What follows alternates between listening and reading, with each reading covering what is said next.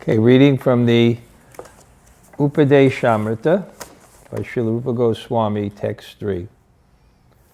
Om Namo Bhagavate Vasudevaya.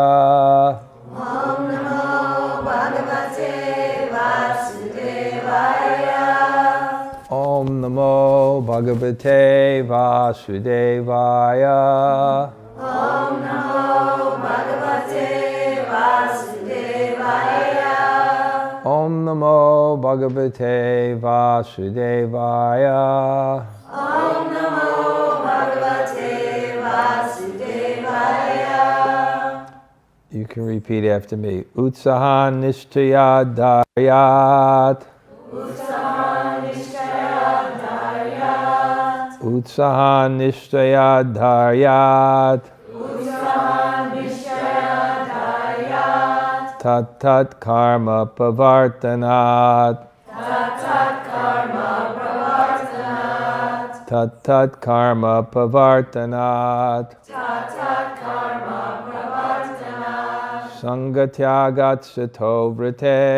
Sangatyagat sato vrite. Sangatyagat sato vrite. Sangatyagat sato vrite. Shabdir bhakti prasidhyati. Sabir bhakti prasidhyati. Shadbir bhakti prasidhyati. Sabir bhakti prasidhyati. There are 6 principles favorable to the execution of devotional service: being enthusiastic, endeavoring with confidence, being patient, acting according to regulative principles such as Shravanam, Kirtanam, Vishnu, Smaranam, hearing, chanting, and remembering Krishna, abandoning the association of non-devotees, and following in the footsteps of the previous acharyas. These 6 principles assure the complete success of pure devotional service. Om Jnana Timirandasya Jnananjana Shalakaya Chaksurunmilitam Yena Tasmai Śrī Gurave Namaha. Śrī Caitanya Manobhistam Stapitam Yena Bhutale Sayam Rupa Kadamayam Dadati Sapadantikam Vanchakalpa Tarubhyascha Kripa Sindhu Bhayevacha Patitanam Vaishnavebhyo Namo Namah. Shri Krishna Chaitanya Prabhu Nityananda Shri Advaita Gadadhar Shivasade Gaur Bhaktavinda. Hare Krishna, Krishna Krishna, Hare Hare, Hare Rama, Rama Rama, Hare Hare. So thank you all for coming. This is the core group. You know, when I devised this class, that's the reason I put it on video. I didn't, I thought it'd be very hard for everyone to make every class unless they were retired like Satya Hari. So we put them on video. And then when there's miserable weather, people stay inside. But everyone will get to see the class. Now, you know, the format of this class is, because it's really the first time I'm teaching it in one verse and one class. And I realize also that certain verses have 4 or 5 times as much information as other verses. There's a vary there. So the way I thought about teaching this is doing a lot of review, like a teacher, and making sure that the people that come to the class, they really, really understand these 11 core principles. And just remember also, we're going to have, Ashley couldn't come, she was a little sick, she sent me some questions, good questions to answer. I think we have to remember that this is written by Rupa Goswami in a place called Ter Kadamba. Bryn, we went there. Remember? So he wrote that book in this place, and it was beautiful when we visited it like 4 or 5 years ago. But you can imagine what that place was like. What that place was like, 500 years ago. And what the culture and what the society was like. How completely supportive the society was. And in today's society, it's mentioned in the Bhagavatam, everything is surcharged with opposition to practice of spiritual life. We went over this, the amount of distraction. Actually, I was just upstate, and one of my disciples visited me, and they're doing a very, very interesting thing. They're taking the leap. You know what the leap is? They had a nice business as running a school, but even in running the school, they just saw so much distraction in the modern age, right? And even when a child is, how do the parents deal with the child too? They give them a little video thing, right? And sit down here, and there's so much distraction. So somehow or other, they made the decision that they were going to buy some land in a cheap place near like a forest of 100 acres, and they were going to live self-sustainably. They were going to actually go on the land and build their own houses. And they were going to build these earth houses where you build a house and you cover the whole thing like earth, and you don't need, even upstate, you won't need a heater and air condition the whole year. The temperature, it'll take 1 year for it actually to vary, kind of. That's how insulated it is. But that kind of, trying, in their own way, and they have some plan too, but their own way just to somehow counteract all the influences of this age. And I was even thinking, just of the physical exercise of yoga. It's almost necessary for most people to do it just to be even keel in the modes of nature, to actually go out and face the world and what's it going to do to your consciousness and all the habits that it puts into us, all the distractions it puts into us.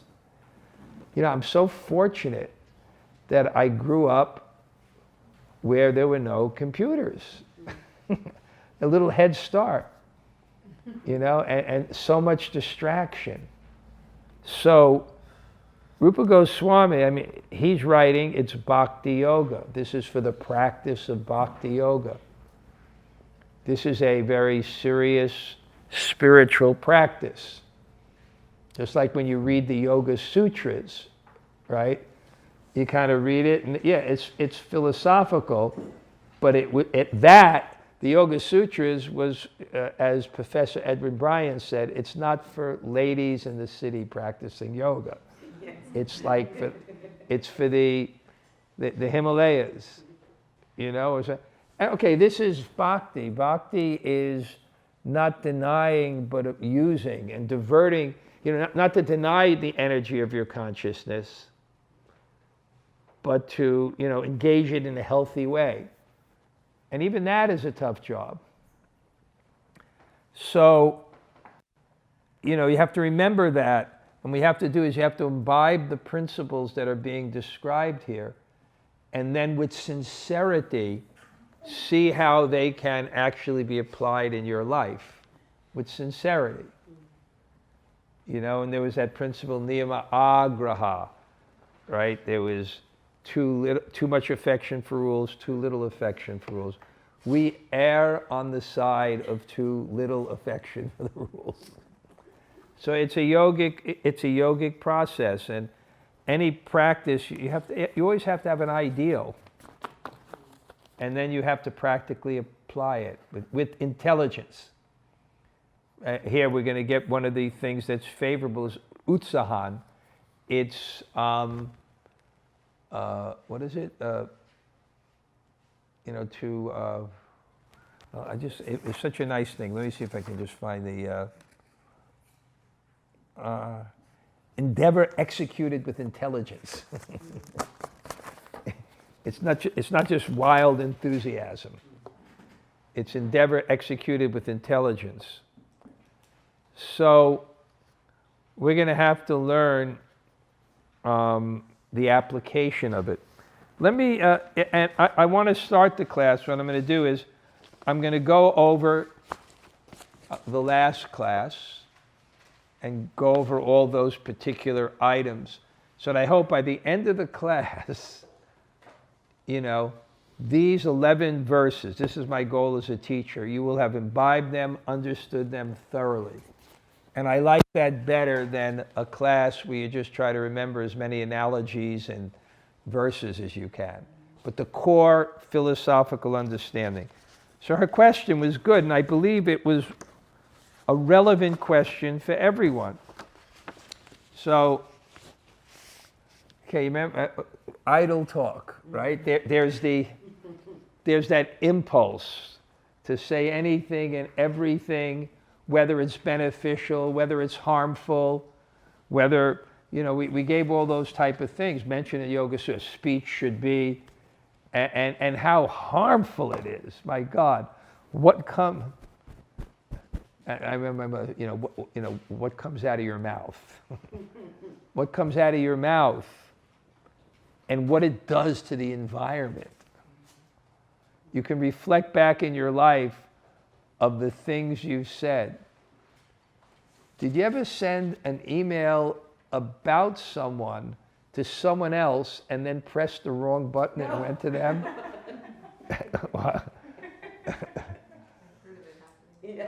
Well, man, that just happened to me about 6 months ago. Do you think this person maybe has a little Asperger's?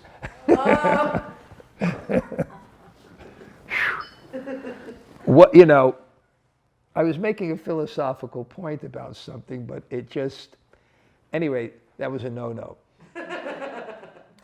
But, so much harm. And then the frivolity and the nourishment of the false ego. Because what happens is, when you have a desire and you act on the desire, it increases the desire. So when you have all these impulses from the false ego mounting in the consciousness, right? For dominance, for control, for all these things. And a lot of it in terms of talking about others or just frivolous ways in which it just keeps on fortifying and fortifying and fortifying and fortifying the false ego, which is the source of all our problems. And if you don't realize it now, you will realize it at death. I hate to do the hell, brimstone, and fire, but it's coming. You will realize it at death. And I told you, 65, I'm looking and, hey, it's going to happen. It's going to happen, and I want to do some work now. I want to do some work now, even more and more serious work, so that in many ways, and in fact, a lot of these items are all connected to this one core point about the two voices. The voice of the soul and the voice of the false ego. And when you follow the voice of the soul, your love increases. When you follow the voice of the false ego, that conception increases. So they're all connected. A lot of these items are connected. They're it's like if you have a theme, then you'll have so many things, but they'll all be connected to one thing. If you give a good class, there's a theme.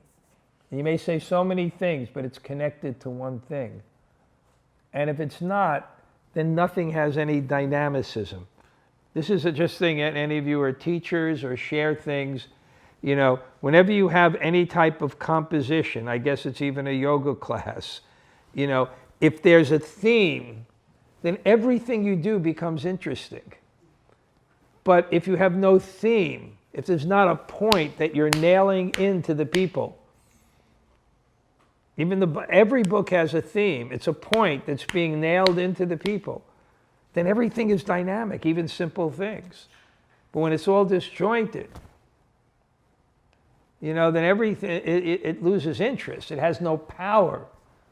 Points have power when they're connected to themes. When they're spoken in a disconnected way, they don't. So this book also has a theme, and it's like focusing in on that point. And it's coming from a very, very serious perspective. When you look philosophically at the world, it's quite serious. We don't take it as serious. And we're going to discuss that today. We don't take it as serious, but the world, it's very, very serious business. Very serious to realize the soul and make that your objective. And then there are practices, and there are do's, and there are don't, and there are understandings. So this is kind of, it's when I'm going through it, and here I am, Rupa Gosvāmī, he was writing the book, how pleased he would be that his book, I don't know if he envisioned that his book would be, the United States of America wasn't even discovered yet when he wrote the book, that this book, so it's really where you should go. The question is where you're at and how to go there, and your sincerity. That's where it is. So let me talk about her question and see if you have any other questions. I definitely found myself engaging in idle talk that isn't beneficial to anyone involved. However, I found myself engaging in idle talk in order to associate, relate, and connect to my loved ones with an open heart. For instance, talking with my husband about his favorite basketball team, which isn't spiritual, but I can see that engaging in the conversation makes him happy and so excited. I feel this is okay, but is it something that would be helpful to avoid? To be honest, I wouldn't even know how to avoid it without being rude. So these are practical questions, And I even see, at least 3 people in the room that are married to people who are not, committed to this particular path. But it's not like that. It's just dealing with everything in the world. So,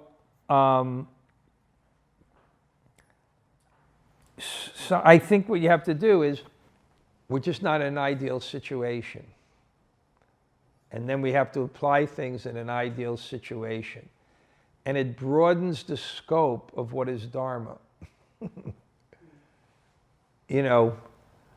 Dharma is the right thing to do in a particular circumstance. And one man's food is another person's poison. So we're all in different types of situations as such. She's just giving one, where she has a situation where she's protected, supported, emotionally satisfied, provided for, etc., which is helpful for her. So now in that situation, how to apply these principles in a practical way. Well, I think we can go back to what we discussed with Atyahara. What is over collecting? What is excess? And the thing was, we don't live to enjoy, we enjoy to live. And so there's a certain amount of enjoyment, there's a certain amount of practicality in dealings, etc., that are practical. But the main thing is we have an objective, and we see what's best for the objective. And best for the objective, not only for a husband, but probably for herself. She needs some type of, the same question the second one is about television. Half a sitcom, 4 rounds. So it's the same thing with that. It's a question of the ideal, where you're at, and not only where you're at, but what you can do. But the most important thing is you have the honest and sincere objective. And if you have the honest and sincere objective, then you can move forward in any situation and make the right choice, even if it seems like not dharma. In one sense, it may be your duty. My mother's 95 years old, so when I visit her, I may twice during the day, I go and sit in her room. What am I going to talk about? Honestly, I'm a sannyasi too. What am I going to talk about, right? So there's certain things that are practical in the world. And in terms also of being very, very careful in the name of Krishna consciousness, in the name of bhakti, not turning people off to it. That's also important. But at the same thing, the principle is as we mature and our tastes deepen and our attraction for these things ourselves become reduced, then we'll figure out to do it how much we need. How much we need. There are things like that in so many things. I'm a sannyas, I'm out in the world, I'm meeting with so many people, right? It's like, can't be the traditional, but there's a limit. What you need to function in the world, to relate with people, etc., but no more. And different people have different amounts. And it's interesting too. Then she wrote about, I'm still interested. Thanks, Ashley, for the nice question. Okay. I'm still interested to know why television are so entertaining. As you brought up in class, what we allow through the senses can degrade the mind. Can easily see how TV shows and movies do this, but I'd still like to know why they're so enjoyable. Maybe debunking the enjoyment will encourage me to avoid the few that I watch, or something like that. Again, with Krishna consciousness, there are needs. And as much as possible, we have to channel them in connection with the higher plane, to a certain extent. But the same sense, we're in the world, and there's so many distractions, etc. This one, I would just say throughout the TV, but what can I say? But why they're so interesting is, well, we have aklishta vritti and klishta vritti. We have good thoughts, aklishta vritti, and bad thoughts, or good samskar. We're attracted to many things that are not healthy. But what happens with something like television, they intercede into core needs. They intercede into core needs that people have in the world for entertainment and emotional fulfillment through arts and things like that. So there's actually a need. Best thing is, to spiritualize our needs as much as possible. But at the same thing, we always have to be careful not to become frustrated people either. And I just had I'll give you an example of that. I'll just say, I was preaching in New York, and I hated tattoos. I didn't get to New Jersey yet. This is before I got to New Jersey. When I got to New Jersey, then, I just gave up. But I really, really I really, really hated tattoos. You know? So this one person, he came with me and I just said, no more tattoos. You know? This is a true story. You know, in the next month or two, he was suicidal. You know? And it was just that was an outlet that someone had for some kind of pain that they had. You know what I'm saying? So I'm just saying it's a very fine line of what people need, even if it's almost beyond the boundaries of what technically is there. So I'm just saying it's got to be a balance, and it's all going to come down to sincerity. When it comes down to sincerity, it won't be much. But you can joke with your friends, and, you know, and things like that. So, yeah. It won't be much. What? When it comes to sincerity, it won't be much. It's just like a watch, 100 rupees. Got it? Remember that story? Yes, yes. Okay. Okay, any questions about this? Because this seemed to be a point that many people. Mangalartik.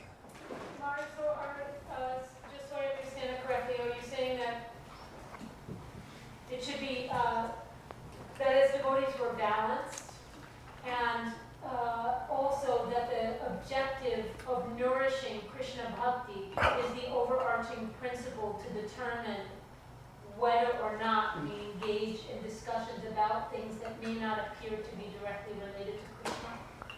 Well, I quoted the verse. The objective is, in other words, from any spiritual path, there's an objective of realizing the soul, right? In our path, it's prema. So I would say everything is secondary to prema. But when you say everything is secondary to prema, it doesn't mean that something is not even important. And I gave that verse where it says you don't live to enjoy, you enjoy to live. But the enjoyment is not the purpose. The purpose is it makes you peaceful for realizing the absolute truth. It's like eating. We don't live to eat. Our goal is not food. But even in eating, there are nice tastes. We have proclivities. You know, the prasad should be nice, right? But the goal is not eating.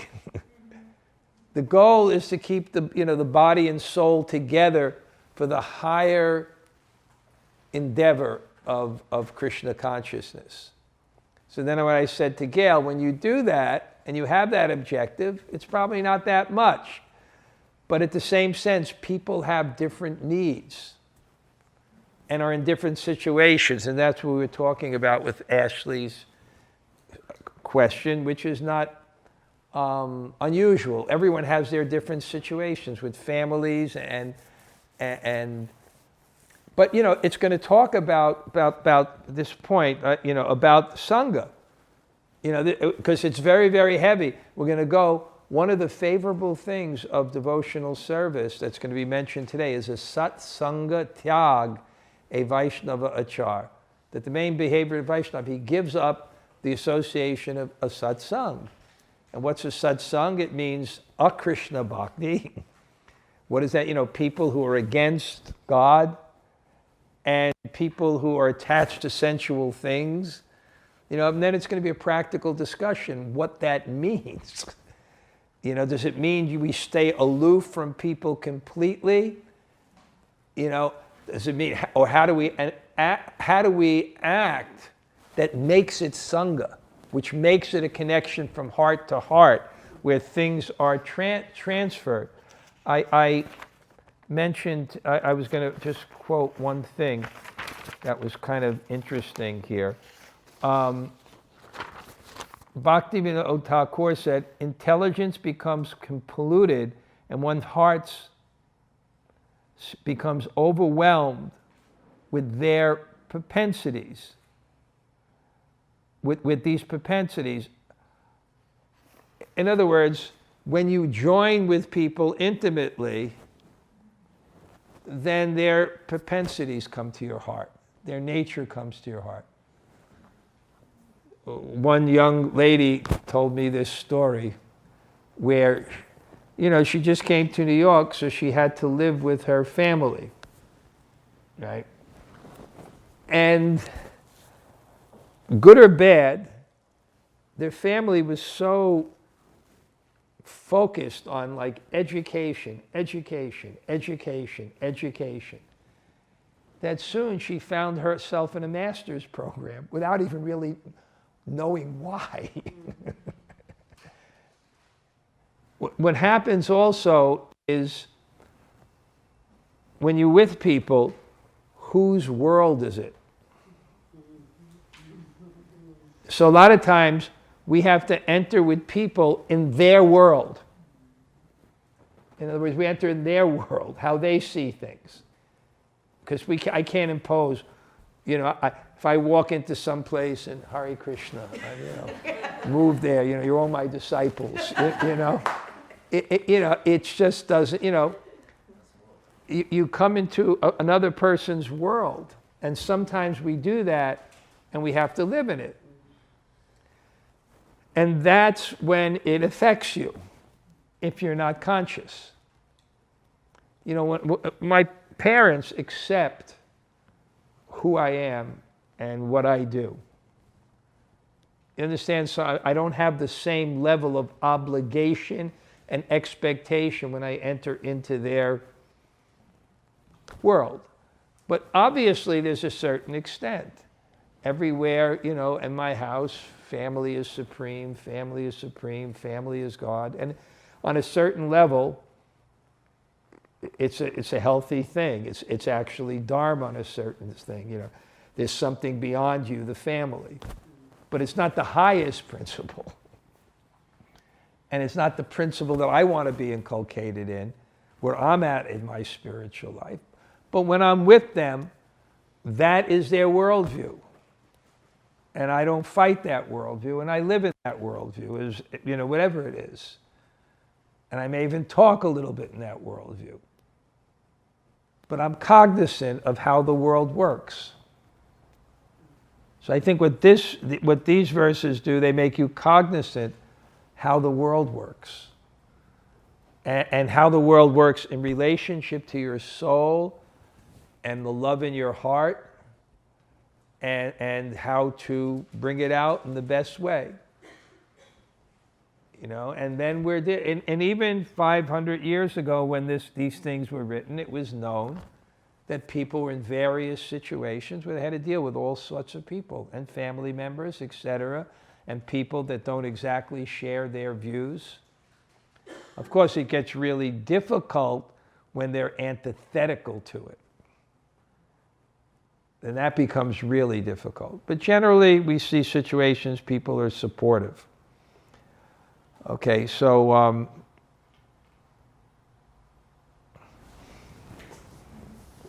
okay, any questions? Lizzie. Can you talk a little bit about where this process feels like a struggle? We know the right thing to do, or the right thing, or what to not do. But and then when you endeavor to do something, then it gets harder. And it's as if the desires and the impulses were stronger than our love of God, because, choosing the wrong thing. And it seems like a little thing, well, it's just a donut, but it's really not. It's not just a donut. It's a wrong choice in that moment. And so that lack of willpower of I'm not choosing. Well, that goes beyond even a spiritual path. That goes on even a diet, health, so many things, the impulses. And the first verses were written specifically because of that. That's where we start, with this struggle. So when you start with a struggle, you don't start with perfection. And the other thing is as you advance in Krishna consciousness, the conceptions that you hold and the objectives that you have start to become in tension with your life and the environment, right? So that's actually a good thing. Because, many people, they just come and, they don't advance to that level. Where actually I see that there's a goal, there's an objective, there's a means to get there. There's knowledge. That's why it's so heavy, really, to have, in one sense, it's really, that's why it says that guru is heavy. It's not just the person that's heavy, but knowledge is heavy.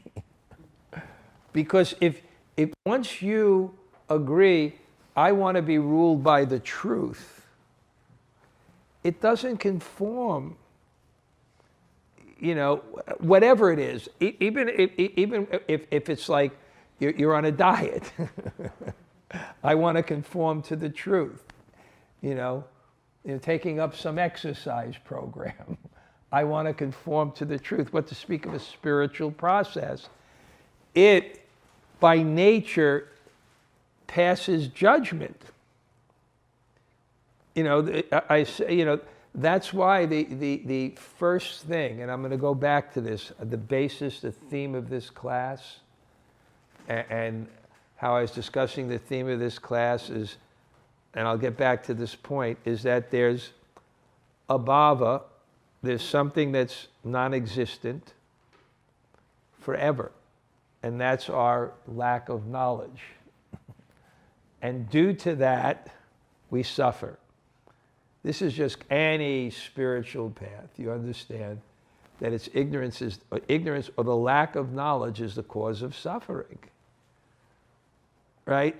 So what happens is at a particular time, our experiences in the world open up something in our heart that we make a decision that we want our life to be ruled by truth, not just our desires. It's a big shift. We want our life to be ruled by truth. And when we do that in the heart, then God sends teacher. So truth doesn't conform to our desires. And I always make the point, our desires can be truth, but not because we desire them, but because they conform to truth. So there will be a struggle, and that's called madhyam adhikari, when you come to the middling platform of devotion. But whether it's bhakti or anything, an evolved person will come to the point, I want to live by truth. And I'm just seeing, even in my own development, 45 years, 46 years, I've been in Krishna consciousness, and 41 years, 42 years, fully committed, initiated 42 years ago. It's an evolving process. And I said before, 65 is the new 50.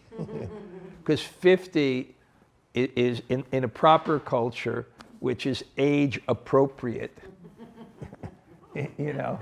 Where, the people get married, in their early 20s, how the whole age of, and then by that time 50, you're sick of it. Then and you've gone through it, you've worked through it, and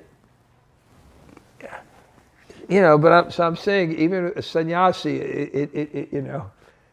it goes. I'm going. So 60, and I'm ready. I'm just thinking too, and more is really the intense desire in my heart that I want to be ruled by truth. And once you do that, it reveals all the desires you have. Like the time where I first did this, I told you I was going to make the vow, I won't criticize. Once I tried to stop, I saw how much I do. So the struggle is healthy. And therefore, one of the favorable things for devotion, which is going to be mentioned, the sixth item today, we still haven't gone, is what is Sato Brite, following the footsteps of the sadhus.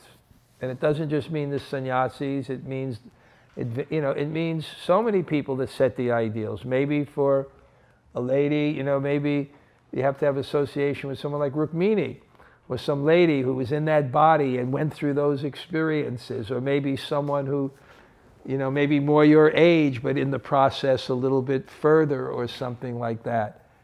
And, on that path, I'm seeing how everything is connected. On the spiritual path, we're qualifying ourselves. We may not get the fruit of it immediately. We may become discouraged. We may become restless. So we have to have people along the way to encourage us, especially people who've gone through it and have faith. I'm going to tell, it's going the way it's going. I'll go this way. We haven't moved one yet, but and I always tell the story. Everyone has to go through their dark night of the soul. Everyone has to go through their struggles. And I see how, how God, He gears things for each individual. So I'm a real hard person to break. I have stamina. Stamina means prolonged ability to undergo mental and physical duress. I'm very strong, in many, many ways. And even one friend joked about me, about my personality. He's because I'm so optimistic. And the person said to me, he said, Maharaj, he said, you're so optimistic that you could be falling out of the Empire State Building and on the 50th floor say, so far so good.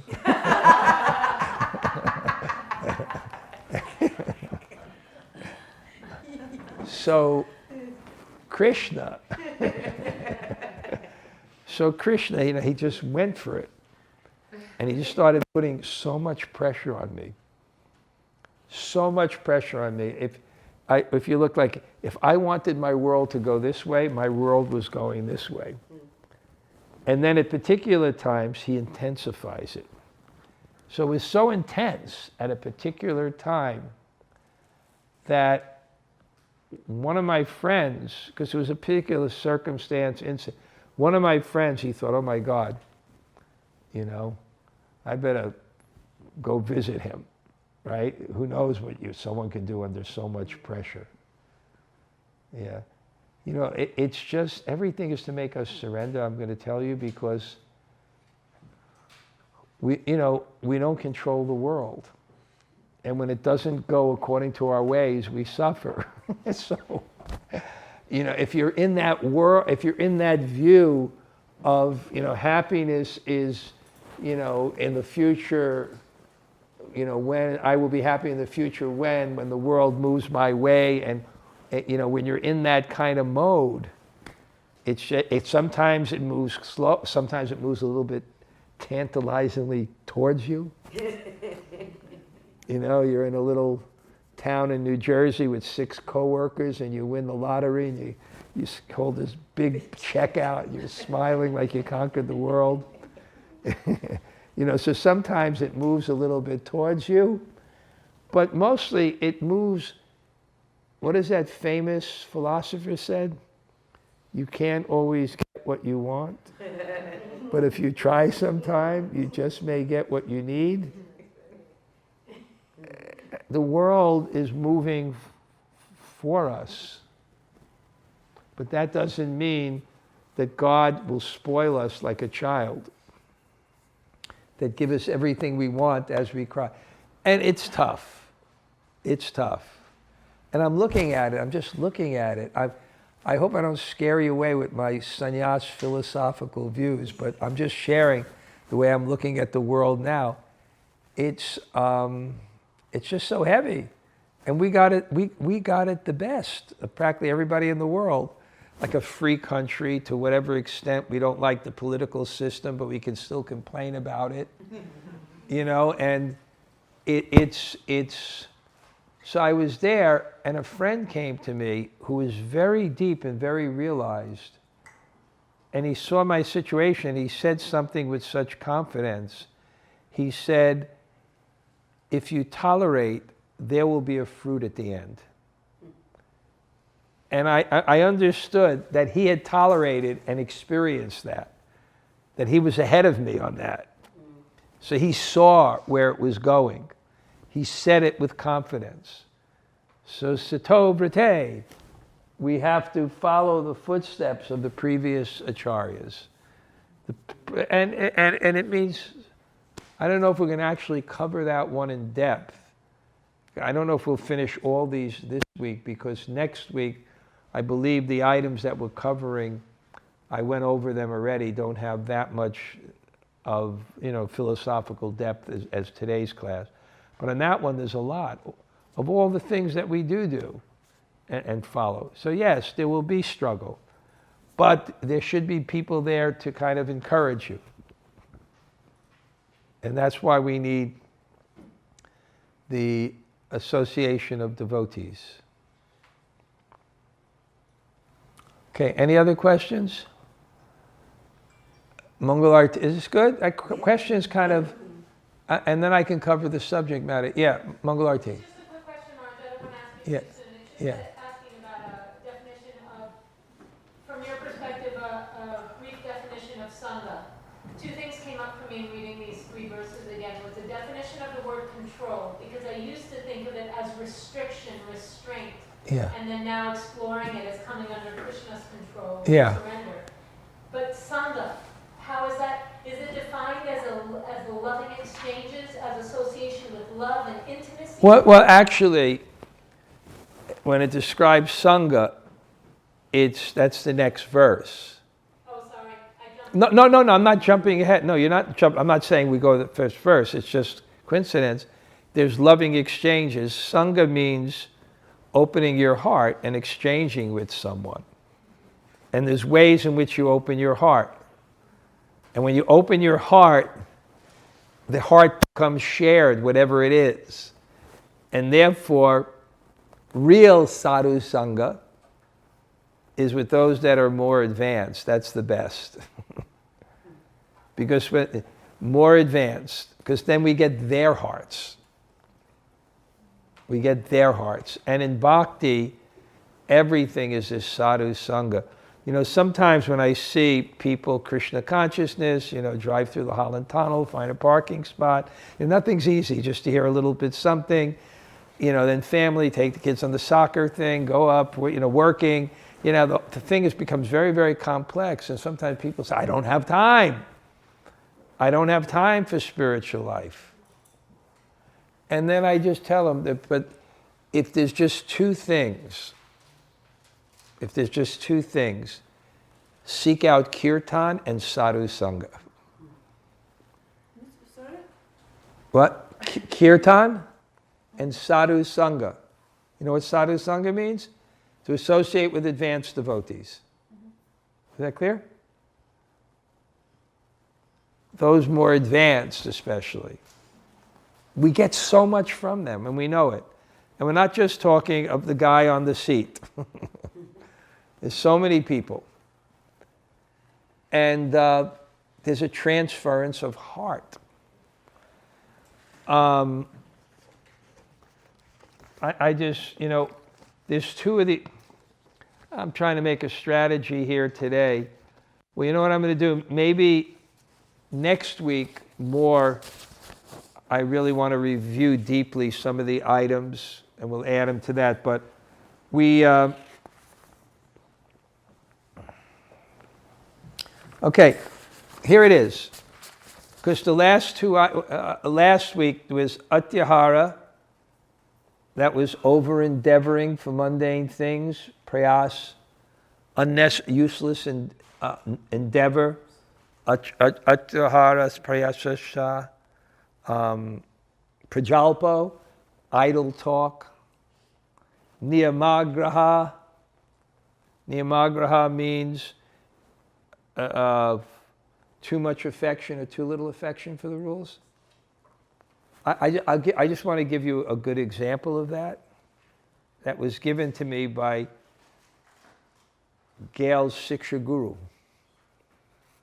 Gail has a Siksha Guru. Her name is Savita Bhattacharya. One of the most really amazing lady. Whenever I go to her house, what to speak of how she can cook, but what she can say. So she gave me an example that really helped me understand Niyamagraha. Too much affection for the rules. In other words, and there's two ways that there's too much affection for the rules, just that you hold on to something. You follow something because if it's a rule without understanding its purpose, when the rule no longer serves its purpose. And I gave the example of Ekadasi, and it's going to mention this is one of the most powerful ways to develop your devotion, to actually take vows on Ekadasi. It's very, very powerful. I try to do it. And first class Ekadasi is you do it for 3 days. You eat one meal the day before. You completely fast on Ekadasi, completely. You stay up all night without sleeping. And then the next day you also eat one meal and don't go to sleep. And there are sadhus that do this every month. And I asked my friend Pradyumna, who's lived with all how do they do it? How do they do it? He said, well, it's like a muscle. You exercise it, So they exercise and they do these things. And Ekadasi, then you can just fast a day, or you can nirjal without water. So on Ekadasi, generally I like to fast. But the purpose is to reduce the bodily needs, to have more time for the focus. Like on the roots of kirtan that day, it was Ekadasi, I fasted. When I sat up there to speak, I hadn't eaten yet. And it really, the senses, when the senses are controlled, the super soul is at reach. That's a fact.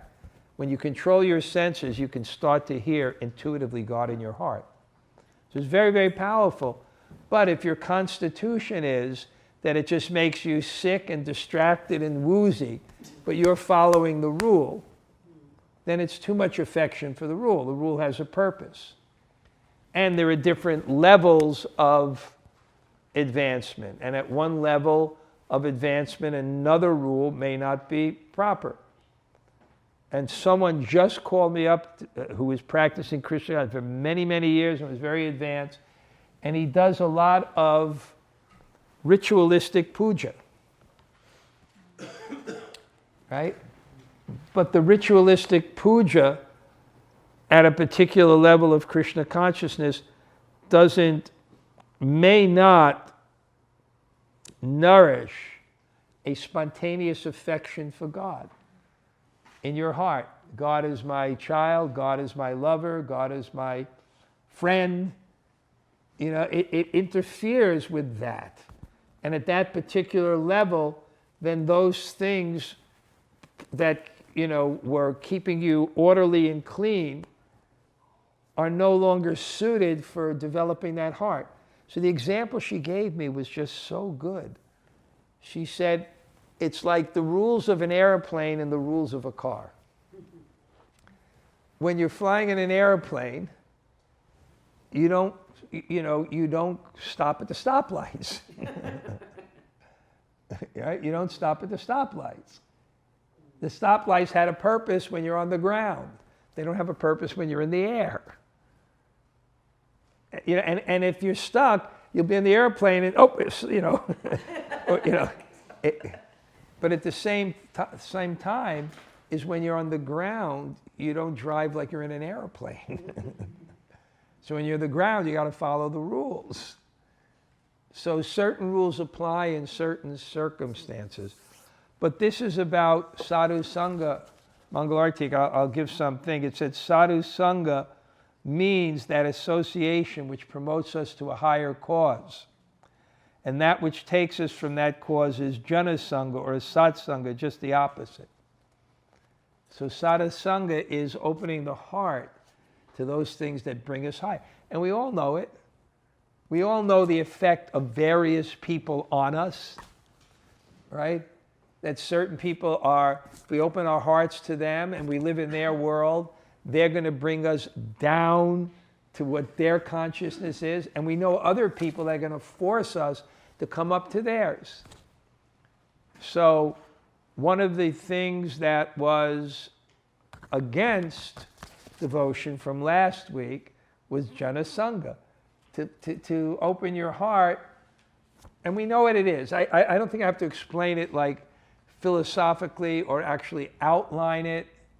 We know what it is. We know that person who we have risen above now in terms of our own spiritual evolution. And if we associate with them openly, whatever you're on, whatever path you're on, we're all here on some level of progressing to the next level. Even if it's just our moral qualities or our yogic qualities or our devotional qualities, we all know those people. You know, and they're people, okay, they're relatives, friends, etc. Friends, what will happen is you'll just get new friends. That's just, your friends will just shift gradually because it'll just become a natural thing. Relatives, they're part, you know, I understand, even psychologically, you know, our heart and our emotions are very connected to our mother and our father in this way. And, you know, so even at my age, it's, you know, just a connection in the right way is kind of healthy in another way for Krishna consciousness, that those things are proper, etc. You can feel that. We are infinite beings that are lost here. This is from Bhakti-Rakshaka Sridhar's book. He said, we have a long journey ahead with much trouble, but the disappointment and dejection is minimized if we have good association. On that long journey, by talking with them about the Lord, we can go. We can forget the weariness of the journey. So Lucy, the weariness of the journey. Sometimes the fruit is not given to us, and sometimes the fruit is held back from us, because we will enjoy it rather than serve it. Or we won't, if we get the fruit, we won't have the requisite determination, you know, that will actually allow us to sustain it. So God is kind of playing with us like a cat in a mouse. But that said, only with the interchange of our thought, our good hope, our good, our bad, our hope, our despair, everything they can appreciate. In a group we can go on. Otherwise, if we are alone, we will think, well, what am I doing? I'm on a wild goose chase. A reaction may come and we may leave our bhajan and go away. And then Prabhupada said the root cause of devotion to Krishna is association with advanced devotees. Even when one's dormant love for Krishna is awakened, the association with devotees is still essential. And I'll read, you know, that Prabhupada said,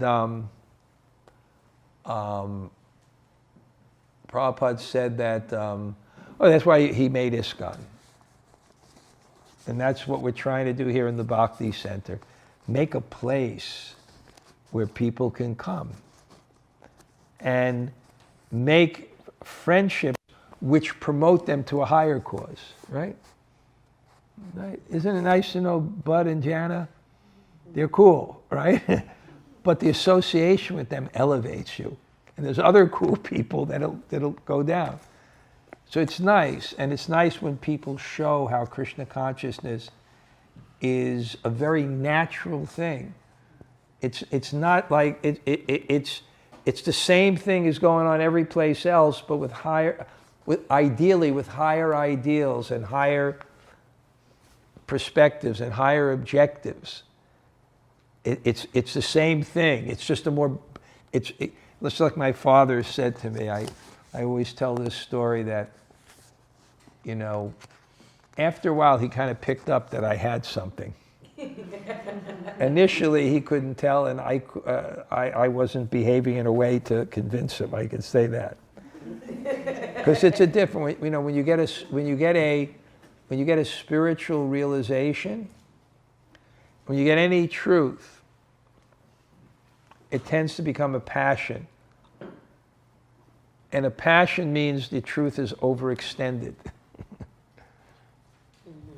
Like, detachment can be a truth. I'm in the world, people are hippie about it. Now I'm away from these things.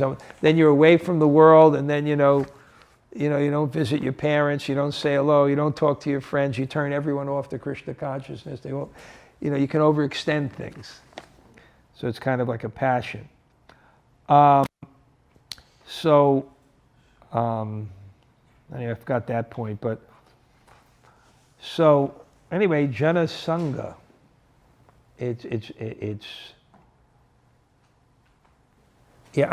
I was mentioning that. Yeah, so my father, that's right. So at a particular time, my father's from Brooklyn, so he has that kind of culture. Or culture. And, what he said to me, it was kind of like,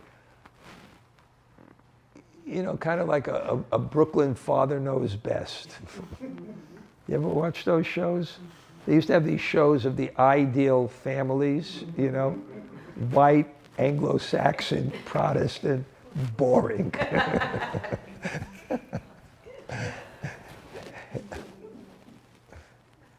Those guys, father knows best, leave it to Beaver, all these things.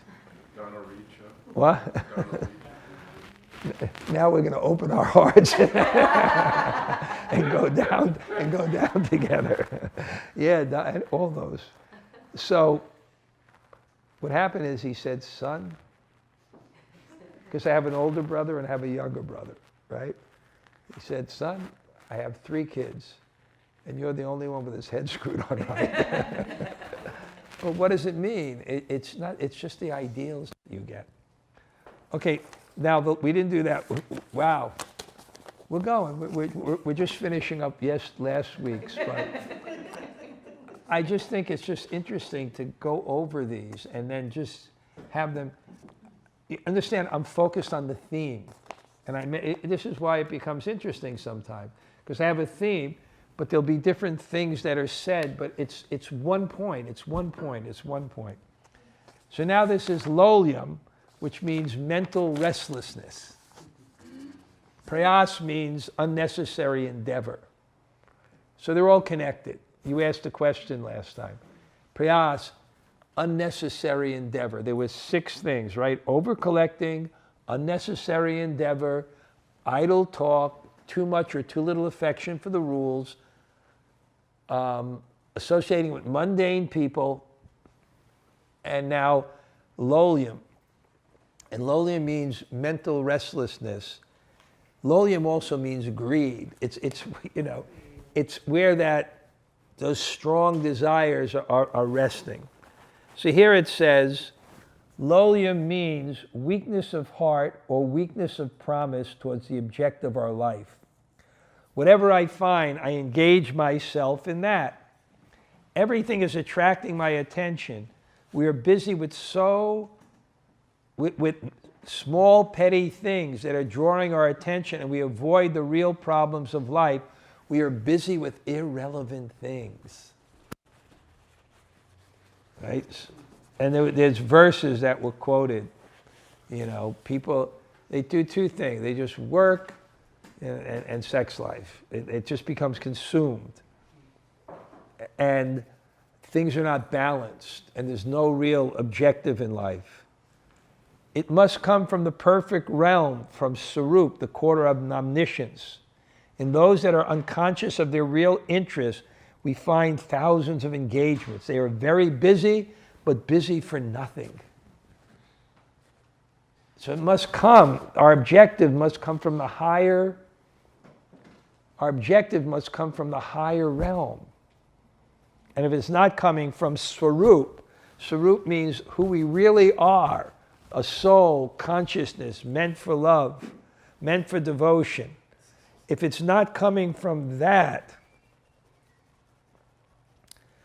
and if we don't know that, then we have thousands of engagements. That's why I like when my disciple, she said, you know, her and her husband, they're together on this. They're going to go to the land and they have to build it by the winter. And they're going to build it themselves. It costs $50 because you collect old billboards. It's all dirt. They make it from, you fill up, you get these sacks, these burlap bags, and you fill them with dirt. And then you get wood from the land, and you actually make beautiful houses. And I talked to them, I said, that'd be a great idea, because once you do that, this is what my idea was, I said to them, because it's so, their 12-year-old daughter is going to build her own house. She's designing it, she's so excited. But they have a certain way of looking at the world, and you know, and there's many things that, you know, are nourishing, not just simple living. There's kirtan and programs and the temples, and you know, everybody has to make their own choice. But on this particular thing of simple living, I was saying, yeah, if you do that, because they don't cost anything, and you make a few of these places, you know, and they have, you know, running hot water, all these things are done naturally. And you have something like that, I thought, wow. So what I'll do is, I'll go out there, and then I'll make weekend retreats where you don't have to charge anything. Because my dream was always that we need a situation where people can come, that they can just come. And then people just give donations and things. So it's just, the overhead is so low. And come, I thought I'd give morning and evening class, and people can bring a book and, you know, swing on the hammock. You know, come up for a weekend, right? But live in an atmosphere that's pure and devotional. It's nice. This is the peculiar position we hold now. The final danger is approaching, and I am sleeping through that. I don't care to take notice. What can be stranger than that? Only our particular attention is necessary for the solution. Only a moment is enough. It is not a question of longevity or a question of time. What is necessary is I turn my attention towards my own self-interest, what I am. Our attention should be drawn to our real self-interest. So interesting, isn't it? And Lucy keeps on pounding the truth, challenging. It's interesting. But if they ever did something like, would that be interesting? Come, you know, weekend, nice simple house. I felt too, make it simple, that the people who come, then between us will cook, you know? You don't make it complicated, just people can get out and live and become absorbed. Even this is great. You come for 2.5 hours, and how nice it is, and then go downstairs. And so that's why also the thing in Colombia, my idea is too, because I don't know, I mean, I want bhakti to be cost affordable. I also appreciate we should help people that are out there to maintain their families too, but I want bhakti to be cost affordable. That people, if they want it, they can have it. I like that system. We did that we had a retreat in my center. I organized for Kastuba to come down, and we had a system of not charging. They pay the ashram for the rooms, but not charging for the teachings. And I wrote a little something about Guru Dakshin, that the traditional system is the teacher teaches for free, out of love. Out of love. And then I said, well, how does he maintain? Well, the students, you know, out of the students feeling what they got, then they reciprocate from their heart. And that way, you make a sliding scale that's cost affordable. So when they had the retreat there, the first one, there was 6 people. It was nice. But they gave, you know, like almost $1,600, $1,700, because Some people gave $500 and some person gave 100, but everyone gave from their heart. But anyway, that's another thing. I'm going to take some water so I calm myself down and I stay focused. Because I could tell stories. We have an hour left. Okay, now this is going to work out nice because we're going to now discuss the today's verse, and we're going to cover it again tomorrow. I can see that on next Saturday, and it'll work out nice that way. But I think it was good going over these things. It's okay. Levin Corp. Next one. Okay. Tat karma pravartanat. Let's see how Prabhupada translates this.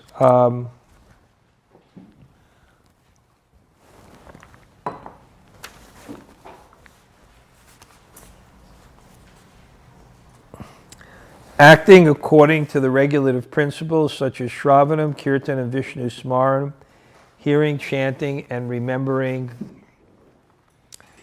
Krishna. I'm not discussing them in the order of the verse. I'm discussing them which Prabhupada emphasized first. So these are favorable. This is what Prabhupada emphasized.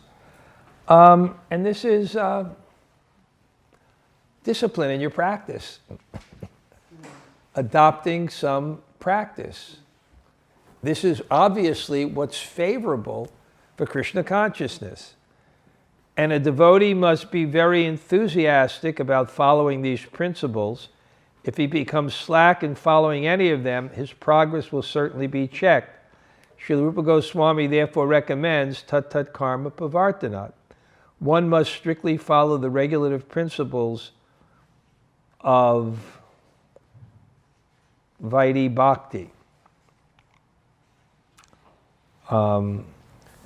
Okay. Now I'm just seeing, somehow, it's a lot going for like 2.5 hours, but it's, if I fail, then everyone fails, so I got to keep going here. No, I just don't like it because I missed a point that I wanted to speak about. A devotee must be very enthusiastic about following.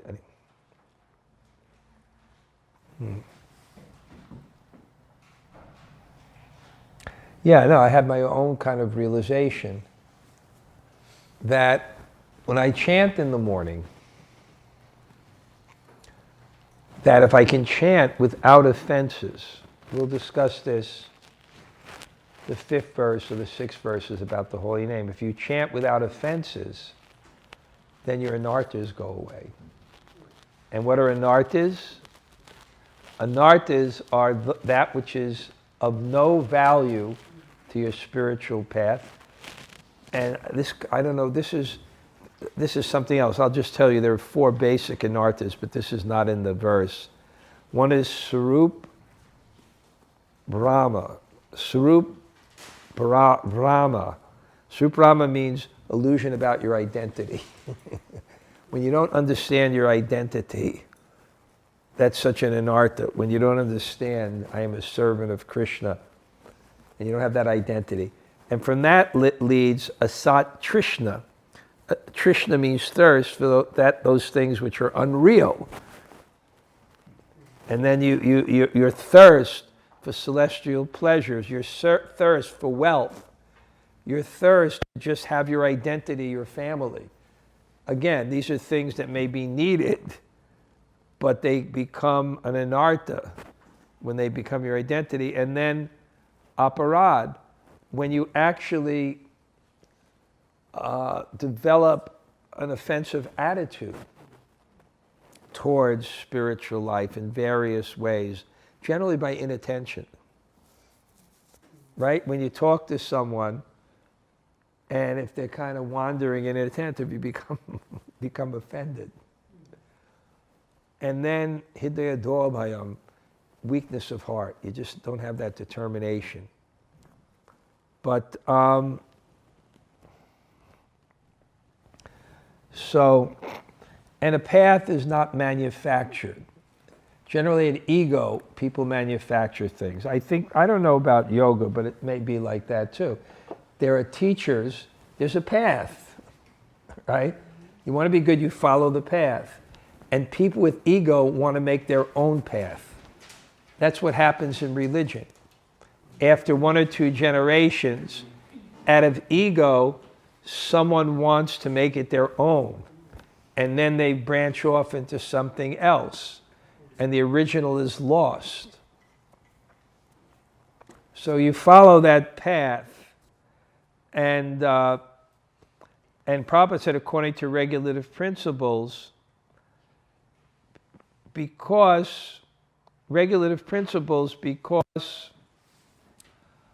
how does bhakti work? Again, the way bhakti works is that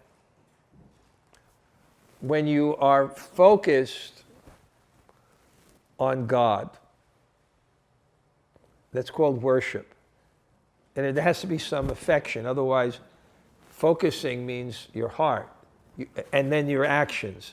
From your heart, when you turn to God, either by a deep understanding,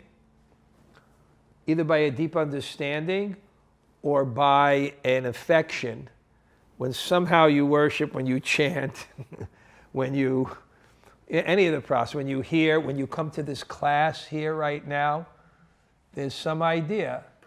So how is it working here? This is God, not me God, of course, that's my, but the message is spiritual. So when you're hearing it, what happens is there's a Shakti or there's a potency. And the potency, when you're receptive, it touches your soul. And your soul awakens more in divine love. But the problem is when we don't have an attraction for it, we have to do it by obligation or understanding. So what this means is we have to have an understanding or an obligation to do what is good for us, which is to focus the mind on God. And there's really one main rule. We should think of Krishna and never forget Krishna.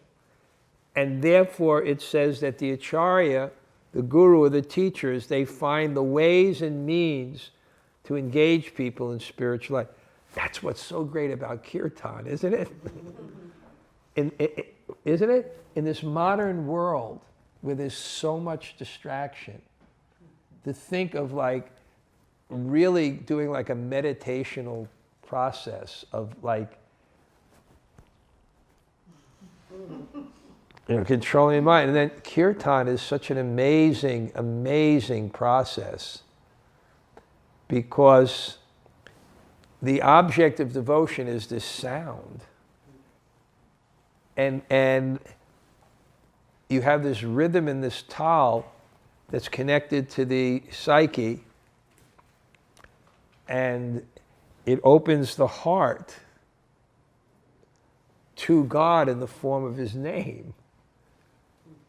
And it's done communally, where there's a feeling of affection among the people, which opens the heart more.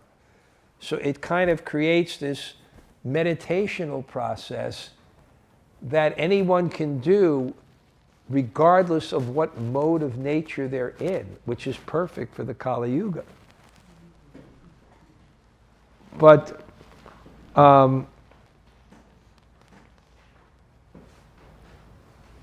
so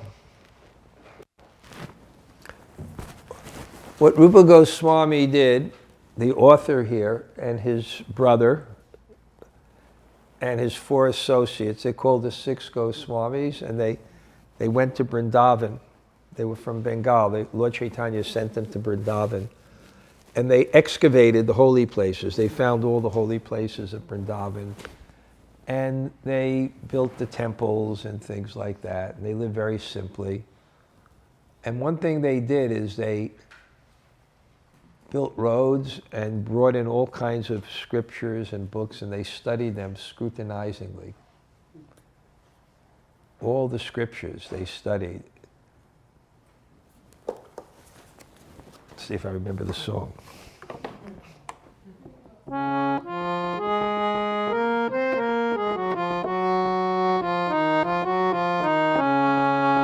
Nana Shastra Vicharanayika Nipano Saddharma Samstapako Lokanam Hitakarino Trabhuvane Manyao Sharanyakaro Radha Krishna Padara Vinda Bhajana Nandena Mataliko Vande Rupa Sanatana Raghuyago Sri Jiva Gopalako Nana Shastra Vicharanayika Nipano. They scrutinizingly studied all the scriptures, Sadharma Samstapako, to establish Dharma. So and this is what everyone does. This is what the Yoga Sutras is. Patanjali, he studied the Shastra to extract that. Any school does that. Because generally it's presented throughout the scriptures, but sometimes you need to focus it. So they collected and he came up with 64 main ways in which you can focus your mind on Krishna. And it was 10 preliminary ways, beginning with Guru Padashraya, that taking shelter of God through his representative, to make your bhakti pure, that you're acting in. See, when you do bhakti, it's not just an activity. It's done with love. So it's done with love. So anyway, so they made 10 preliminary items what you do and 10 what you don't, and then there was so many other listed. All kinds of ways that you can engage your mind, body, and words in God's service. Anything from smelling the flowers offered to the Lord. There's so many different items, to paying your obeisances, to worshiping the tulsi, to worshiping the tulsi and the banyan tree, and things that you don't do, and then what are the 5 most potent items of devotional service? 5 most potent items of devotional service. Anyway, so here we got this Shravanam Kirtana. He listed 9. Next. Yeah, this is a famous verse. Shravanam means what? Hearing. Shravanam Kirtanam, chanting. Vishnu Smaranam, remembering. Padasevanam, humble service. Archanam, worship. Vandanam, prayer. Dasyam, the mood of a servant. It's a high thing. It's an internal mood. Sakyam, friendship. Atmanavedanam, you give everything. And you know where this verse is from? There's a famous story of a young boy who was a great devotee. His name was Prahlad. And he was somehow born to a demon king of the universe. And Vishnu, or God, had killed this king's brother, Hiranyaksha. So this king, he's the one that he performed great austerities to get powers. I don't want to tell the whole story, but he got so many powers, and he conquered all the demigods. So he sent his son to get trained in politics and rule. But what happened is when he went to perform austerities, his wife was pregnant. Typical man.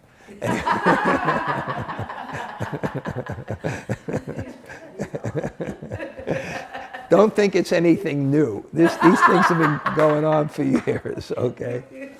Okay.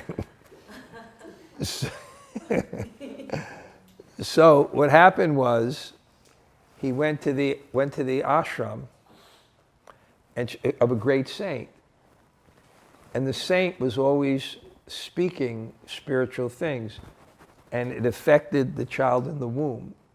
And the child in the womb became a great devotee, Prahlad. So he was only interested in Krishna consciousness.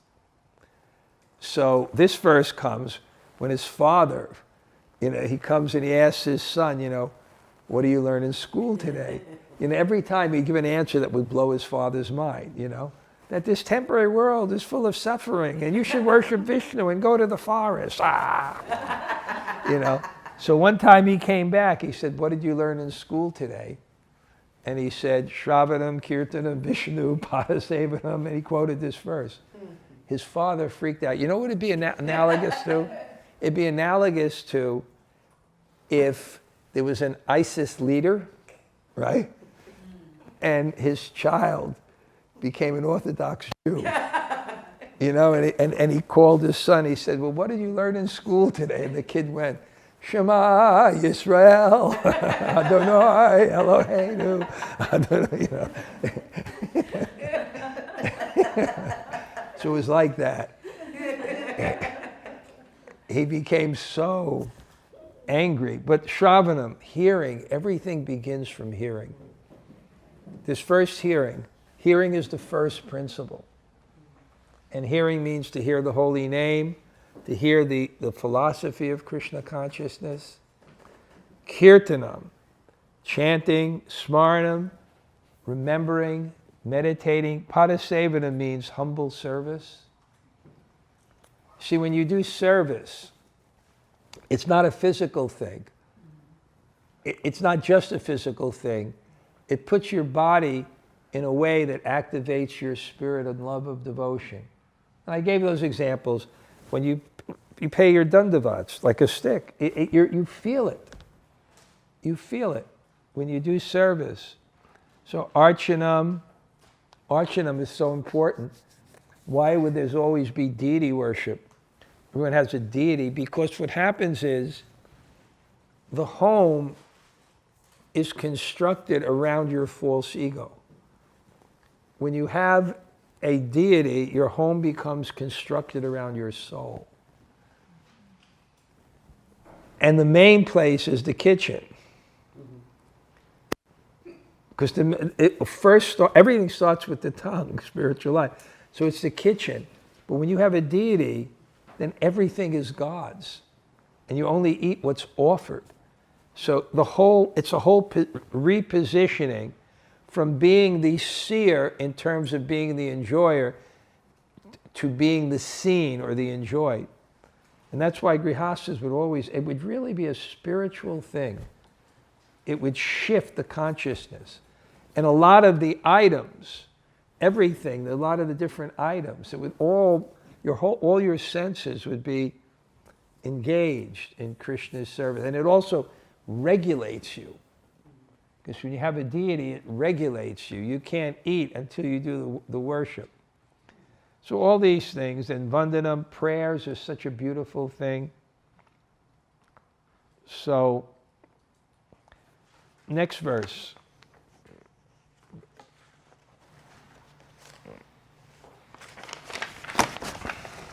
So what I'm going to do today is I'm going to summarize all these 6 items. And like I say, for those of you that come regularly, I'm going to pound this into your head. You're really going to know this. You're going to know all the verses. You're going to know all the items. You're going to know the essence of them. And you're going to know how to apply them in your life. So these are the most powerful items.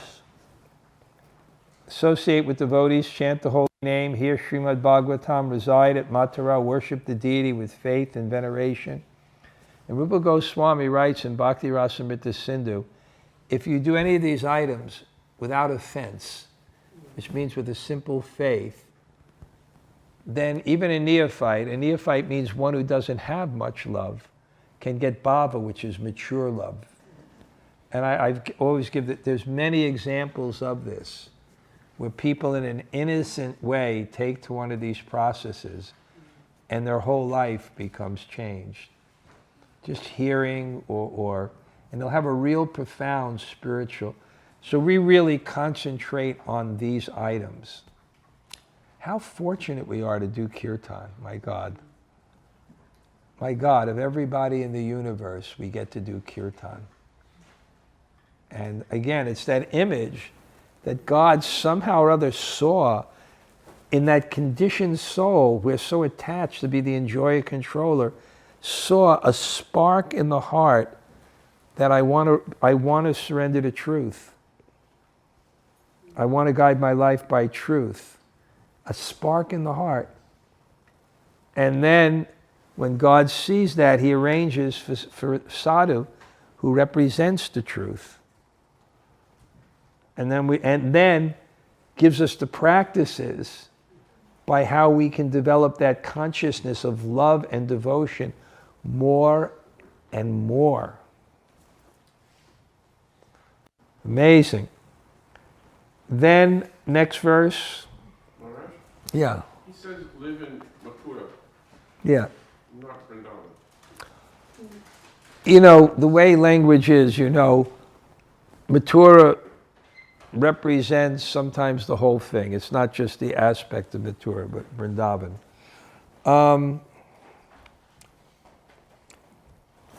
What are we up to now? Next verse. This is the next verse. Oh, I couldn't see the verse up there. Okay. Let me go over them quickly, and again, we'll go in depth, because I know next week what I have to cover won't be so long, so we'll get to go to this in depth. And then I think next week what I'm going to do is I'm going to get a PowerPoint with the verses, so we'll start chanting the verses at the beginning, and we'll remember them. And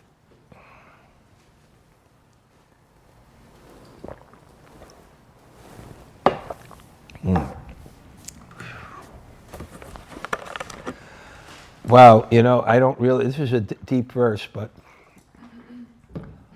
the main thing Prabhupada says is this is the definition of pure devotional service. We discussed this in Nectar of Devotion, but the main thing is the last line, Anukulyena Krishnanu Shilam, Bhakti Uttama, the topmost bhakti. And the topmost bhakti is what? When you only want to please God.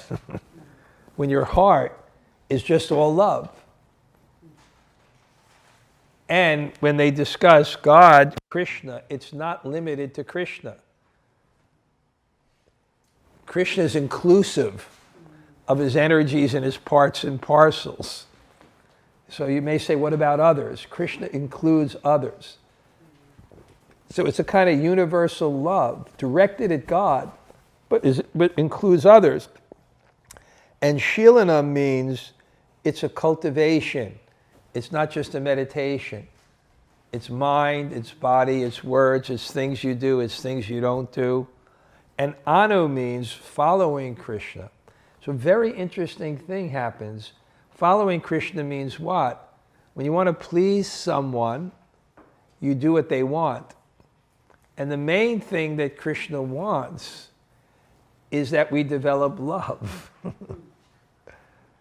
So he expresses his desires in the Shastra. What Guru is one who knows the Shastra. So when we surrender to truth and we surrender to Guru, what we're doing is pleasing God. And it goes up in the Guru Parampara to please God, and what comes down from God is an energy of love that enters into your heart. An energy of love enters into your heart.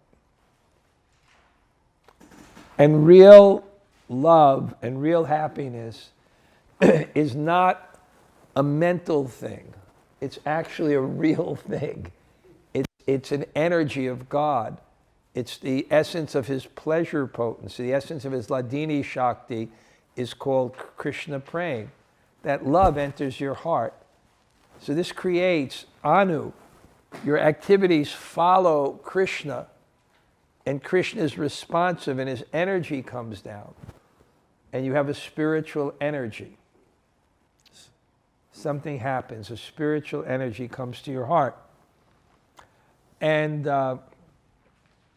Anyabhilashita shunyam.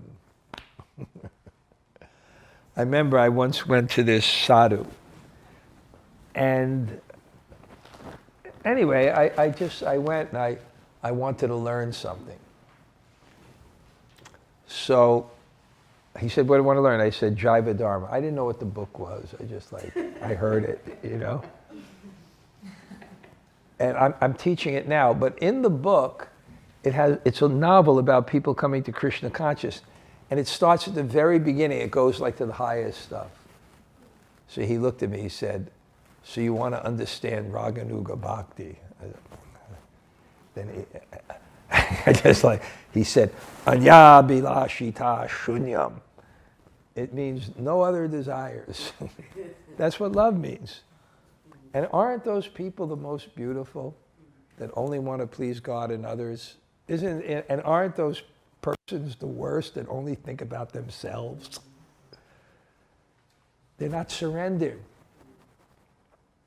They're not surrendered. To what? To truth. They're only interested. Everybody, I don't want to surrender. What do you want to do? You don't want to surrender, what do you want to do? You want to just think of yourself. So, and then the next one. So Shravanam is first, but you must hear from the right person. And without this, it's hard for bhakti to be selfless. Because accepting teacher and accepting process and accepting guru, right, it is accepting truth beyond your own desire. And the tendency when you execute devotional service without that, then it becomes too mixed with your own desires and what you want to do. And it becomes like an imitation. It doesn't become the real thing. And that's why they say one must accept guru. That's the purpose of guru.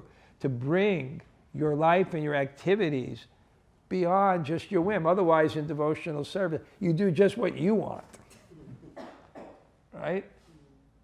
And there's an element in bhakti to be enthusiastic of doing what you want, but within the parameters of a teacher who sees what your nature and then makes it pure. I remember just recently in Vrindavan, this one person, approached me. And, they wanted to execute pure devotional service and they wanted to be in an ashram, but the other hand, they had a lot of abilities and a lot of qualities, and they had desire. They had a mission that they wanted, and it was a very, very big mission in education. So, they asked me, well, can this be spiritual? I said, well, in many ways it can. For one thing is, you need to be peaceful in life, and this is who you are, so you have to use it. Two, you need to be economically stable, so doing something that you're good at and you like. Okay? 3, you really want to help the mission, but by this you'll be contacting people that are in very, very high and established places. And if you make resources, you can do, good work to spread spiritual life. And if you surrender to Guru, and it gets sanctioned, then it no longer becomes your desire. It becomes completely purified. So this makes it's selfless. Let's go. We're going to go quickly right now.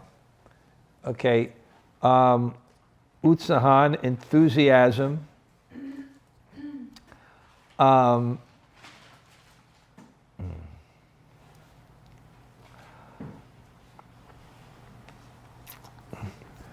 Yeah. Without enthusiasm, faith just stays in the heart and does nothing. Without enthusiasm. Enthusiasm is so important. And, Prabhupada really wanted people to be encouraged. And a lot of the encouragement is your connection with teachers that want to please. You want to please your teachers, relationships with people in bhakti. And I was in Vrindavan in Prabhupada's last days. he kept on calling all the leaders of the Hare Krishna movement to come there. It was the middle of the summer. I remember one leader came and it was just so hot. Vrindavan, parts of Vrindavan are in Guinness Books of World Record for the highest recorded temperature in an inhabited place, by the way. And the summer, I've been in the summer, you can't imagine what it's like. So I remember one couldn't take it, this leader from America. So he just made he was really smart. So he made a thing and he filled up his room with water and it became a steam bath. So it didn't work. But he probably kept on calling him. They kept on going. He kept on calling him. Why? Because that love of him, which would create an affection, would give the enthusiasm that would bring the faith out of the heart into a positive action of service. You need to be encouraged. I'm a very, very big proponent of what's called empowerment, and a very big critic of bureaucracy and disempowerment. And what empowerment is, this is my own definition, is you see what a person can do, you encourage that person, you facilitate it. Then you make broad parameters by which they work in a greater institutional or community group. But disempowerment is when you just start with what the parameters are. You can't do this, or you're not here, or you're not this, or you can't do this here or this, you got to get this rule and sign this paper, you got to do this and this. That's disempowerment.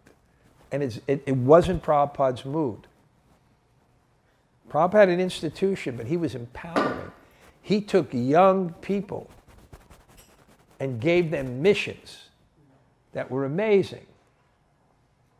He saw what people can do. And really, that's really what my mood is. People should be empowered. They should be encouraged in service.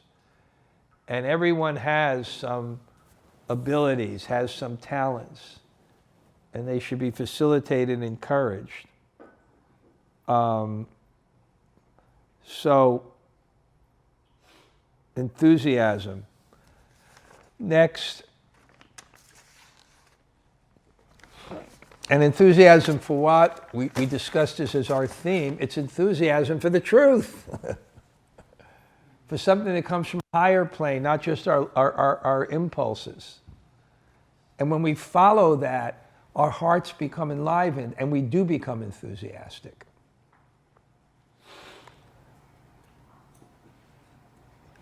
And next one. And that enthusiasm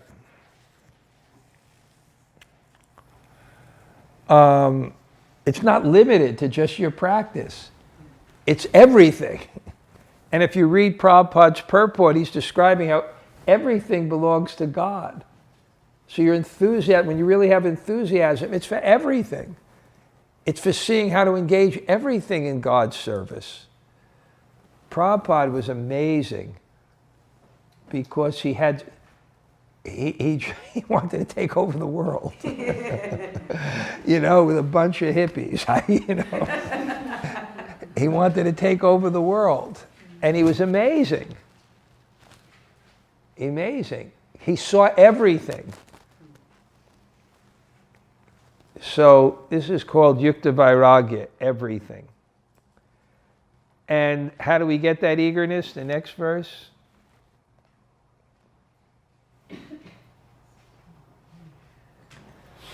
From people and from reading the sacred texts.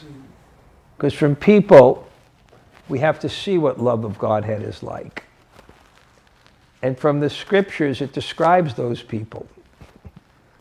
And it describes the object of love. And when you keep on hearing and hearing and hearing, this is how you get eagerness. It comes from people. And the next verse. The only qualification is this eagerness. It's not your material piety, it's not your knowledge, it's this eagerness. You may be whatever you are, but if someone touches your heart and you become enthusiastic, you have the qualification for Krishna consciousness. And again, I read that from Bhakti Rakshaka Sridhar Maharaj's book, he says that is their demand, and that plane is built up with that demand. It's enthusiasm for that. Enthusiasm for the truth and serving those who represent the truth. And when that comes into the heart,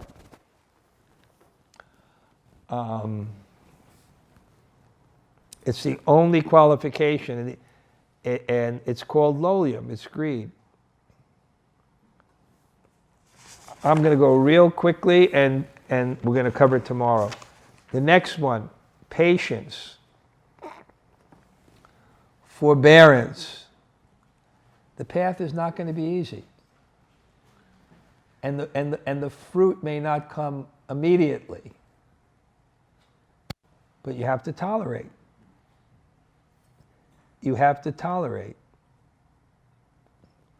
And this is so important. And Prabhupada in Nectar of Devotion, he described how he went through so much trouble, but he tolerated. I think 2 hours is like a long time. I kind of have a sense right now. I'm kind of at the end, and it's kind of like I gave a great feast today, and everybody's like their stomach is so full, and I'm like the Indian host that even though their hands are over the plate, I'm still pouring on the good preparations. I think it's going to be enough, but we have a lot of good things to discuss, that really super important things. The rest of the things is, I'll just read what the items are, and maybe, should I do a little of the drama? Oh yes, do the drama. Okay, great. No mercy. Okay, enthusiasm, endeavoring with confidence, being patient, act according to the regulative principles, chanting, hearing, abandoning the association of non-devotees, following the footsteps of previous acharyas. These 6 principles undoubtedly assure the complete success of Krishna consciousness. So one of the things is this patience and confidence is very important. That you really have faith in that goal, and you have so much faith and confidence in that goal that it's so beautiful that the price you pay for it is little. And therefore, if you go through difficulties, and you don't say, I'm going to get, like for example, some people, there's one lady I met in Colombia. She's now studying PhD in clinical psychology. She doesn't have a minute. I can't believe how they work people in these programs. It's insane. I went to give a class there at Columbia. She met me 15 minutes before, 15 minutes afterwards. She doesn't have a minute. What? But she's not complaining because she realizes this goal. So a lot in Krishna consciousness is faith in the goal. So this is a drama written in iambic pentameter, Shakespearean rhyme, about someone who got the mercy of Lord Chaitanya by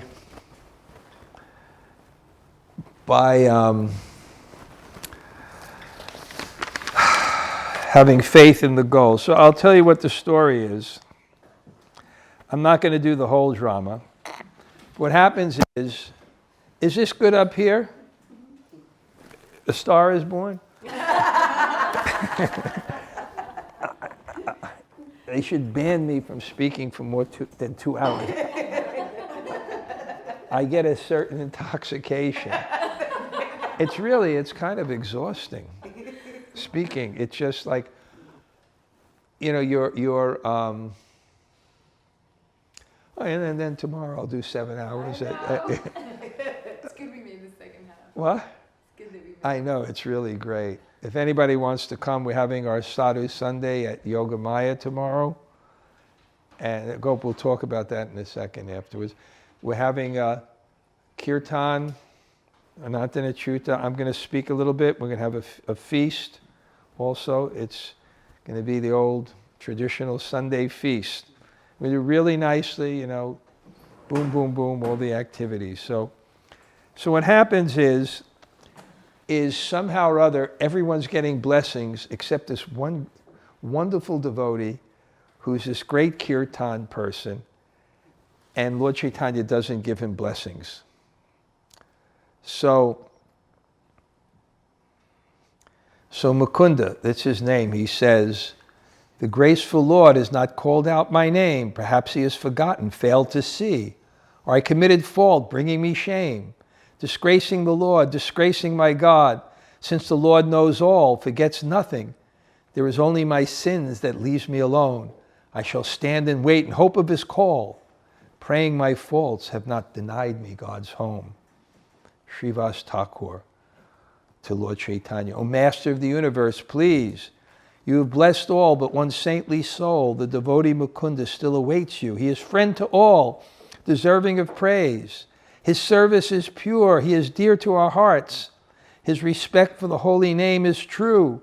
His singing casts the blissful wave through all. And his greatest wish is to serve your grace.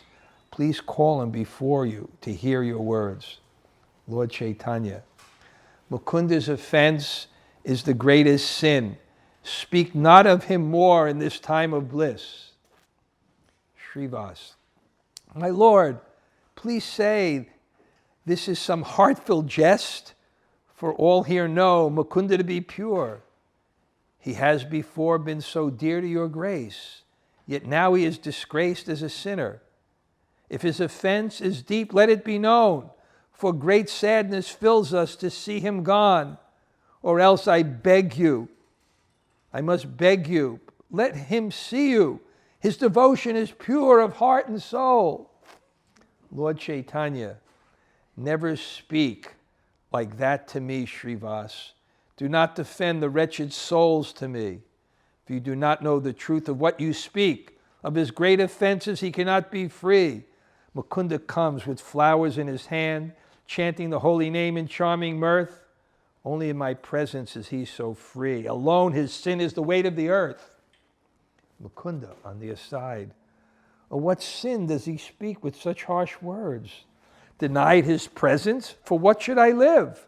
Speak on, dear Lord, speak. For what have I done? Of these sins you speak, I pray you forgive. Lord Chaitanya. Mukunda is of the people he meets, speaking to serve the thoughts of those gathered. It is the Lord he attacks and he cheats by choosing his mood by his company. Does he not know wherever he goes, the Lord Krishna is forever with him? Yet he chooses to see the Lord only here when devotees are requesting him to sing. He attacks the Lord with an iron mace, denying my love when it is given. Instead, he brings the holy name disgrace, his withdrawn footprints in ungodly soil. Advaita, dear Lord, your words sound hard upon his name. None present know of what offense you speak. For all he has been true in voice and soul. Please, please, let our minds know his true nature, for then we can rest easy in our hearts. Lord Chaitanya, Mukunda is an impersonalist, a philosopher of self-deception, a thief and a madman, a cold scoundrel. His surrender is weak with apprehension. Let those gathered look only to his face. For a visage he has many and more. Yet with the Lord he presents only one, purity as you have all seen before. Unworthy of praise, he is a sword, double-edged, with edge for love and edge for scorn. Speak not adulations of this poor soul. He is lost and from my service is torn. When he is with me, he is pure and just. When without, he believes the codes of fools. He does not glorify the devotees, but glorifies the lies of absurd schools. If he believes the words of harlequins, he laughs at the holy name of the divine. If impersonality is his call, he is no saint, no devotee of mine. Mukunda, Lord Chaitanya's words are as ever true. I walk the path of impersonal thought. Oh Krishna, on one day I follow you, the next day I believe the words of gestures. I offend your name, I offend your friends. To see was to see, and I lost what I saw. My service was false, my love was pretend. I shall not see the Lord in any lifetime. This body must die, for what could I live if the Lord has banished me from his side? There is no hope for this lost of lost souls. Today I have fallen, today I have died. Lord Chaitanya, I trust our hearts will rest softly onwards, knowing the truth of our once saintly friend. Mukunda, oh Srivas Thakur, please listen closely, for my heart grieves at such disdain from the Lord. If you have patience to hear such a wretched, hear me, so your pity I can afford. Srivas, my cheeks are stained with tears for your sweet name, for you have brought joy to the hearts of all. Speak on, my dear friend, I shall listen close, praying the Lord shall change his mind for you. Mukunda, I am not worthy of this graceful gift, even though I am the most fallen of men. God still grants me mercy of your humble name. I hope one day I shall see you again. Please, my devoted saint, ask of the Lord if this sinful beast shall ever return to the service of God and his devotees. For this chance, and only this I shall learn. Srivas. O Lord Chaitanya, O humility, all the devotees weep for this lost soul. O Lord Chaitanya, O nobility, shall he return to the service of Godhead? Advaita, in any lifetime, near or far future? Srivas, he shall be your servant, my Lord, my grace. Advaita, Krishna, we weep for his soul, pray he returns. Lord Chaitanya, his offense is the deepest, my dearest friends, and yet you weep for such a forlorn man? He shall not see me for 10 million births. There is no doubt of this. The verdict stands.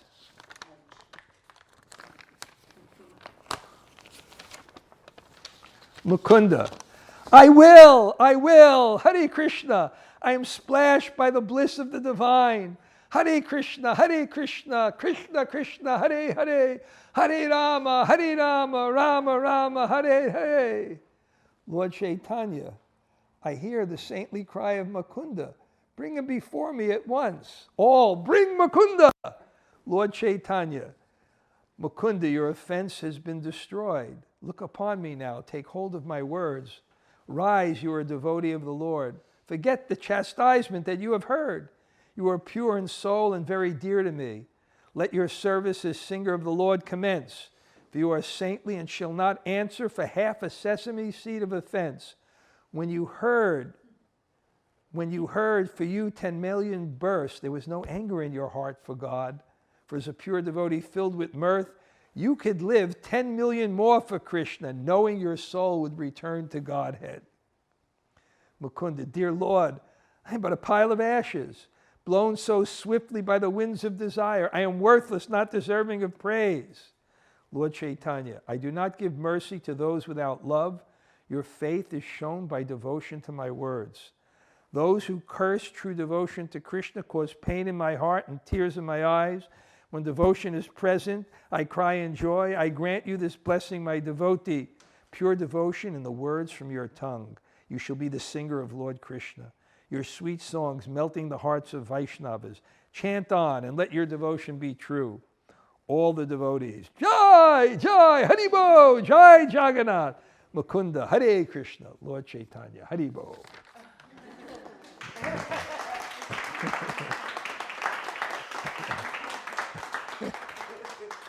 Isn't that a great, written in perfect iambic pentameter? But the same person who wrote the other drama.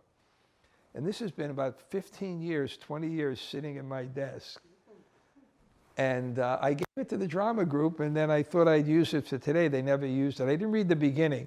But what happened is, somehow or other, this Mukunda went to hear from teachers who had Mayavad, or view of God. You know, they were against, so he was hearing it, sometimes it's subtle. So Lord Chaitanya was teaching him a lesson. So he said, he will not see me for 10 million years. but he had so much value for God that he thought he was getting a bargain. So, and he had faith. I will.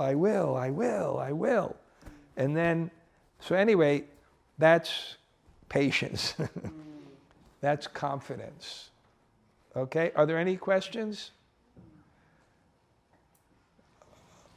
Okay, so out of my mercy, I will let you out 10 minutes early. Okay, I'm not going to do the writing and the question stuff. Okay, Srila Prabhupada ki jai.